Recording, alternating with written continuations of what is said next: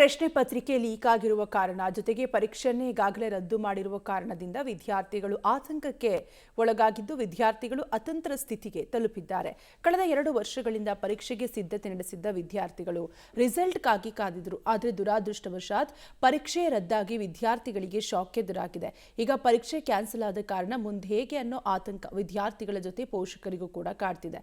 Public TV ಜೊತೆ ಮಾತನಾಡಿದ ವಿದ್ಯಾರ್ಥಿಗಳು ಬೇಸರ ವ್ಯಕ್ತಪಡಿಸಿದ್ದಾರೆ. ಎಲ್ಲವೂ ಮುಗಿದಿದೆ ಅನ್ನೋ ಕಾರಣಕ್ಕೆ ರಿಲ್ಯಾಕ್ಸ್ ಮೋಡ್ನಲ್ಲಿದ್ದವು. ಈಗ ಮತ್ತೆ ಪರೀಕ್ಷೆ ಬರೆಯಬೇಕು ಅಂದ್ರೆ ತಯಾರಿ ಬೇಕಿದೆ. ಕಡಿಮೆ ಅವಧಿಯಲ್ಲಿ ಮತ್ತೆ ಹೆಚ್ಚು ತಯಾರಿ ಮಾಡಬೇಕು ಅನ್ನೋದೇ ಸದ್ಯದ ಸವಾಲು. ಅಲ್ಲದೆ ಕೋಚಿಂಗ್ ಸೆಂಟರ್ಗಳಿಗೂ ಈಗ ಮತ್ತೆ ಅಭ್ಯಾಸಾವಧಿಯ ಹಣ ಪಾವತಿ ಮಾಡಬೇಕಿದ್ದು ಅದು ಕೂಡ ಚಿಂತೆಯಾಗಿದೆ ಅಂತಿದ್ದಾರೆ. ಆಯಿತು ಸರ್, ಬೇಜಾರಾಯಿತು ತುಂಬ.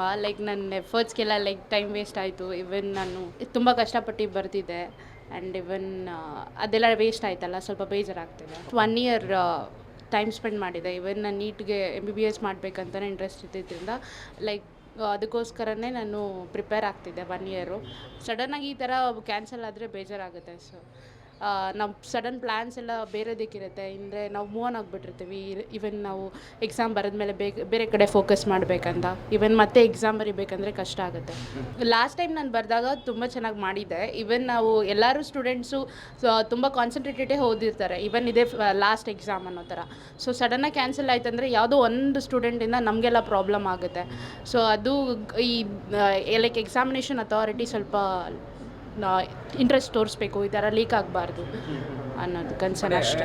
ಅಫ್ಕೋರ್ಸ್ ಇದ್ದೇ ಇರುತ್ತೆ. ಯಾಕಂದರೆ ಕಷ್ಟಪಟ್ಬಿಟ್ಟು 1 ವರ್ಷ ನಾವು ಪ್ರಿಪೇರ್ ಆಗ್ತೀವಲ್ಲ, ಅದೆಲ್ಲ ವೇಸ್ಟ್ ಆಗೋಗ್ಬಿಡುತ್ತೆ. ಇವಾಗ ಏನಂದರೆ ನಾವು ಎಕ್ಸಾಮ್ ಬರೆದ ಮೇಲೆ ರಿಲ್ಯಾಕ್ಸೇಷನ್ ಟೈಮ್ ಅಂತ ಇರ್ತೀವಿ, ಪೀರಿಯಡಲ್ಲಿ ಇರ್ತೀವಿ. ನಾವು ರಿಸಲ್ಟ್ಗೋಸ್ಕರ ಕಾಯ್ತಾ ಇರ್ತೀವಿ. ಇವಾಗ ಸಡನ್ನಾಗಿ ಅವ್ರು ಎಕ್ಸಾಮ್ ಬರೀಬೇಕು ಅಂತ ಹೇಳಿದರೆ ಓದಿರೋದೆಲ್ಲ ನಮಗೆ ಬ್ಲಂಡರ್ ಆಗೋಗ್ಬಿಡುತ್ತೆ. ಮತ್ತೆ ಓದ್ಕೊಂಡು ಕೂತ್ಕೊಬೇಕು. ಆಮೇಲೆ ಅವರು ರ್ಯಾಂಡಮಾಗಿ ಯಾವಾಗ ಡೇಟ್ ಕೊಡ್ತಾರಂತ ನಮ್ಗೆ ಗೊತ್ತಿರಲ್ವಲ್ಲ, ಅದು ಒಂದು ಭಯ ಇರುತ್ತೆ. ಆಮೇಲೆ ಮತ್ತೆ ಓದಿರೋದನ್ನ ಓದಬೇಕು, ಅದಕ್ಕೂ ಒಂದು ಟೆನ್ಷನ್ ಇರುತ್ತೆ. ಮಾತಾಡಿದ್ವಿ ಅಂದರೆ ಒಬ್ಬೊಬ್ರದ್ದು ಒಂದೊಂದು ಒಪಿನಿಯನ್ಸ್ ಇರುತ್ತೆ, ಏನು ಮಾಡೋಕ್ಕಾಗಲ್ವಲ್ಲ. ಅಂದರೆ ಏನು ಹೇಳ್ತೀವಂದರೆ ಇವಾಗ ಎಲ್ಲದಕ್ಕೂ ರೆಡಿಯಾಗಿರಬೇಕು ಅಂತ ಒಬ್ಬ ಫ್ರೆಂಡ್ ಹೇಳಿದ್ದ ನನ್ನ ಹತ್ರ ಬೆಳಿಗ್ಗೆ ಮಾತಾಡಬೇಕಾರ. ಏನಂದಿದ್ರೆ ಅವನು ಇವಾಗ ಓದಿರೋದನ್ನೇ ನಾವು ಕಂಟಿನ್ಯೂಸ್ ಆಗಿ ಓದ್ತಾನೆ ಇರಬೇಕು, ಹೇಳೋಕ್ಕಾಗಲ್ಲ ಯಾವಾಗ ಕ್ಯಾನ್ಸಲ್ ಆಗುತ್ತೆ ಈ ಥರ ವಿಷಯ ಮತ್ತೆ ಆದರೆ ಏನು ಮಾಡಬೇಕು. ಆದರೆ ನಾವು ಸೆಲ್ಫ್ ಪ್ರಿಪೇರ್ಡ್ ಆಗಿರಬೇಕು, ರಿಲ್ಯಾಕ್ಸು ಆಗಬೇಕು, ಅದೇ ಟೈಮ್ ನಾವು ಕಂಟಿನ್ಯೂ ಮಾಡಬೇಕು ಅಂತಲೇ ಇತ್ತು. ಏನಕ್ಕಂದರೆ ಇವಾಗ ಎಲೆಕ್ಷನ್ಸ್ ಅಷ್ಟು ಫ್ಲಾಲೆಸ್ ಆಗಿ ನಡೀತು ಬೆಂಗಾಲು ಮತ್ತು ಇದು ನಮ್ಮ ತಮಿಳ್ನಾಡಿನಲ್ಲಿ. ಆದರೆ ಇಂಥ ಎಜುಕೇಷನ್ಗೆ ಹಿಂಗೆ ಎಕ್ಸಾಮ್ಸ್ ಎಲ್ಲ ನಡೆಯುತ್ತೆ ಅಂದರೆ ಏನಾಗುತ್ತೆ ಅಂತ ಇದನ್ನ ಎಲೆಕ್ಷನ್ಸ್ ನಡೆಸಿರೋ ಥರನೇ ಎಕ್ಸಾಮ್ ನಡೆಸಿಬಿಟ್ರೆ ಎಲ್ಲ ಕರೆಕ್ಟಾಗಿ ಆಗೋಗ್ಬಿಡುತ್ತೆ, ಆರಾಮಾಗಿ ನಡೆದೋಗ್ಬಿಡುತ್ತೆ ಅಂತ. 1.5 months ಇತ್ತು ನಂಗೆ ಅರೌಂಡ್ ನೀಟ್ ಪ್ರಿಪ್ರೇಷನ್ ಮಾಡಲಿಕ್ಕೆ. ಕಂಪ್ಲೀಟ್ಲಿ ನಾಟ್ ಫೇರ್ ಕಿ ಒಂದು ಸ್ಟೂಡೆಂಟ ಹಾರ್ಡ್ ವರ್ಕ್ ಮಾಡಿ ಅಷ್ಟು ಮಾರ್ಕ್ಸ್ ತೊಗೊಂಡಿರ್ತಾರೆ, ಇನ್ನೊಬ್ರು ಚೀಟಿಂಗ್ ಮಾಡಿ ಇಷ್ಟು ಮಾರ್ಕ್ಸ್ ತೊಗೊಂಡಿರ್ತಾರೆ. ಅದು ಫೇರ್ ಇಲ್ಲ. ಒಂದು ಕಡೆ ನೋಡಿದರೆ NTA ಓನ್ಲಿ ಆ ಸ್ಟೇಟ್ಸಿಗೆ ತೊಗೋಬೇಕಾಗಿತ್ತು, ಯಾವ ಸ್ಟೇಟ್ದಾಗ ಅದು ಮಾಲ್ ಪ್ರಾಕ್ಟೀಸ್ ನಡೆದೈತಿ. ಅದು ಎಲ್ಲರಿಗೂ ಕನ್ಸಿಡರ್ ಮಾಡೋದು, ಎಲ್ಲರಿಗೂ ಎಕ್ಸಾಮ್ ಕಂಡಕ್ಟ್ ಮಾಡೋದು is not a good. Exam ಇಷ್ಟು ದಿನ 1 ವರ್ಷ ಫುಲ್ ಪ್ರಿಪೇರ್ ಆಗಿ ಡೇ ನೈಟು ಎಲ್ಲ ಓದಿ ಎಲ್ಲ ಮಾಡಿರೋದು, ಇವಾಗ ಮಾತ್ರ ಮತ್ತೆ ಕ್ಯಾನ್ಸಲ್ ಆಗಿ ಎಕ್ಸಾಮ್ ಅಂದರೆ ಮೆಂಟಲಿ ಅಂದರೆ ಮೊದಲಿನ ಥರ ಪ್ರಿಪೇರ್ ಆಗಿರ್ತೀವಿ, ಈಗ ಫ್ರೀ ಆಗಿರ್ತೀವಿ. ಅದ್ರ ಮತ್ತೆ ಈಗ ಓದೋಕ್ಕೆ ಸ್ವಲ್ಪ ಮತ್ತೆ ಅದನ್ನ ಓದಿ ಇದು ಮಾಡೋಕ್ಕೆ ಮೊದಲಿನ ಥರ ಅಷ್ಟು ಇಂಟೆನ್ಸಿಟಿಯಿಂದ ಓದೋಕ್ಕೆ ಆಗಲ್ಲ, ಕಷ್ಟ ಆಗುತ್ತೆ. ಎಕ್ಸಾಮ್ ಬರೋಕಂತ ನಾವು ಭಾಳ ಓದಿದ್ವಿ ರೀ. 2 ವರ್ಷ ಆಗಿತ್ತು. ಅದ್ರ ಹಿಂದಿನ 1 ವಾರ ಎಲ್ಲ ಫುಲ್ ಕಷ್ಟಪಟ್ಟು ರಾತ್ರಿ ಎಲ್ಲ ಇದು ಓದಿದ್ವಿ ರೀ. ಈಗ ಪೇಪರ್ ಲೀಕ್ ಆಗೈತೆ ಅಂದ್ರೆ ಒಂದು ಸ್ವಲ್ಪ ಮನ್ಸಿಗೆ ಬೇಜಾರಾಗತ್ತೈತೆ ರೀ. ಈಗ ಆ ಟೈಮ್ ಮತ್ತೆ ಕಷ್ಟಪಟ್ಟಿದ್ದು ವಾಪಸ್ ಅದು ಭಾಳ ಹೊಲಸಿತ್ತಲ್ಲ ರೀ. ಆ ಫೇಸ್ ವಾಪಸ್ ಮಾಡ್ಬೇಕಂತ ಸ್ವಲ್ಪ ಬೇಜಾರಾಗತ್ತೈತೆ ರೀ. ಬಟ್ ಏನು ಮಾಡೋಕ್ಕಾಗಿಲ್ಲ, ಆಗೈತೆ ಅದನ್ನ ಪಾಸಿಟಿವ್ ಆಗಿ ತೊಗೊಂಡು ಈಗ ಮುಂದೆ ಓದ್ಬೇಕಂತ ಫ್ಯಾಮಿಲಿ ಎಲ್ಲ ಪೂರ ಪ್ಲಾನ್ ಹಾಕಿತ್ರಿ, ಹಿಂಗೆ ಮಾರ್ಕ್ಸ್ ಬಂದ್ರೆ ಹಂಗೆ ಮಾಡ್ಬೇಕು ಹಂಗಂತ. ಈಗ ಸೊ ಅದೆಲ್ಲ ವಾಪಸ್ ಹೋತಲ್ಲ, ಅದೊಂದು ಬೇಜಾರಿ. ನೀಟ್ ಪ್ರಶ್ನೆ ಪತ್ರಿಕೆ ಸೋರಿಕೆಯಾಗಿರುವ ಹಿನ್ನೆಲೆಯಲ್ಲಿ ಜೊತೆಗೆ ಎಕ್ಸಾಮ್ ರದ್ದಾಗಿರುವ ಹಿನ್ನೆಲೆಯಲ್ಲಿ ವಿದ್ಯಾರ್ಥಿಗಳ ಪೋಷಕರು ಕೂಡ ಸಾಕಷ್ಟು ಆತಂಕಕ್ಕೆ ಒಳಗಾಗಿದ್ದಾರೆ, ಆಕ್ರೋಶವನ್ನು ಕೂಡ ವ್ಯಕ್ತಪಡಿಸ್ತಾ ಇದ್ದಾರೆ. ಒಂದು ತಪಸ್ತರ ನಾವು ಮಕ್ಕಳಿಗೆ ನಮ್ಮ ಟೈಮನ್ನು ಕೊಟ್ಟಿರ್ತೀವಿ. ಆ ಎಲ್ಲ ಟೈಮು ಒಂದೇ ಸಲಕ್ಕೆ ಲಾಸ್ ಆಗ್ತದೆ ಸರ್ ಇವತ್ತು.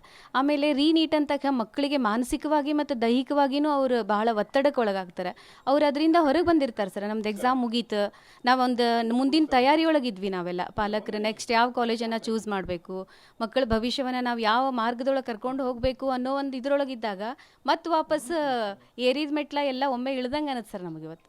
ವಾಪಸ್ ಮತ್ತೆ ಈಗ ಮಕ್ಕಳು ನೆಕ್ಸ್ಟ್ ಬರುವಂಥ ಎಕ್ಸಾಮ್ ಟಫು ಇರ್ಬೋದು ಸರ್, ಬಹಳ ಒತ್ತಡಕ್ಕೆ ಒಳಗಾಗಿದೆ ಸರ್. ಈಗಾಗಲೇ ನಾವು 2 ವರ್ಷಗಳ ಪರ್ಯಂತರವಾಗಿ ನೀಟಾಗಿ ನಮ್ಮ ಮಗಳು ಓದಿದ್ಲು. ಬೋರ್ಡ್ ಎಕ್ಸಾಮ್ದೊಳಗೂ 97 ಪಾಯಿಂಟ್ ಇದನ್ನು ತೊಗೊಂಡಿದ್ಲು. ನೀಟ್ನೊಳಗೆ ಭಾರಿ ಮಾಡಿದ್ಲು. ಬಟ್ ಇದು ಹೊಳ್ಳೆ ಆಗೋದ್ರಿಂದ ನಮ್ಮ ಮಗಳಿಗೆ ಮತ್ತು ನಮ್ಗೆ ಮಾನಸಿಕ ಹಿಂಸೆಗೆ ಒಳಗಾಗಿವಿ ನಾವು. ಅದಕ್ಕೆ ಇದರಿಂದ ಅನೇಕ ವಿದ್ಯಾರ್ಥಿಗಳಿಗೂ ಕೂಡ ಇದು ಲಾಸ್ ಆಗಿದೆ. ಒಟ್ಟಾರೆಯಾಗಿ ನೀಟ್ ಪ್ರಶ್ನೆ ಪತ್ರಿಕೆ ಸೋರಿಕೆ ಆಗಿರುವ ಹಿನ್ನೆಲೆಯಲ್ಲಿ ಈಗಾಗಲೇ ಈ ಪ್ರಕರಣಕ್ಕೆ ಸಂಬಂಧಪಟ್ಟಂತೆ ಸಿಬಿಐ ತನಿಖೆಯನ್ನು ನಡೆಸ್ತಾ ಇದ್ದು ಓರ್ವನನ್ನ ಅರೆಸ್ಟ್ ಕೂಡ ಮಾಡಿದ್ದಾರೆ. ಮಾಸ್ಟರ್ ಮೈಂಡ್ ಅನ್ನು ಅರೆಸ್ಟ್ ಮಾಡಿದ್ದು ಯಾರೆಲ್ಲ ಭಾಗಿಯಾಗಿದ್ದಾರೆ ಪ್ರಕರಣದಲ್ಲಿ ಅನ್ನುವಂತಹ ಪಟ್ಟಿಯನ್ನು ಕೂಡ ಒಂದ್ ಕಡೆ ಸಿದ್ಧಪಡಿಸಿದ್ರೆ, ಮತ್ತೊಂದು ಕಡೆ ವಿದ್ಯಾರ್ಥಿಗಳು ಪೋಷಕರು ಸಾಕಷ್ಟು ಆತಂಕಕ್ಕೆ ಒಳಗಾಗಿದ್ದಾರೆ, ಆಕ್ರೋಶವನ್ನ ವ್ಯಕ್ತಪಡಿಸ್ತಾ ಇದ್ದಾರೆ. ಸೊ ಮುಂದೆ ಏನ್ ಮಾಡೋದು ಅನ್ನುವಂತಹ ಪ್ರಶ್ನೆ ಕೂಡ ವಿದ್ಯಾರ್ಥಿಗಳಲ್ಲಿ ಪೋಷಕರಲ್ಲಿ ಮನೆ ಮಾಡಿದೆ.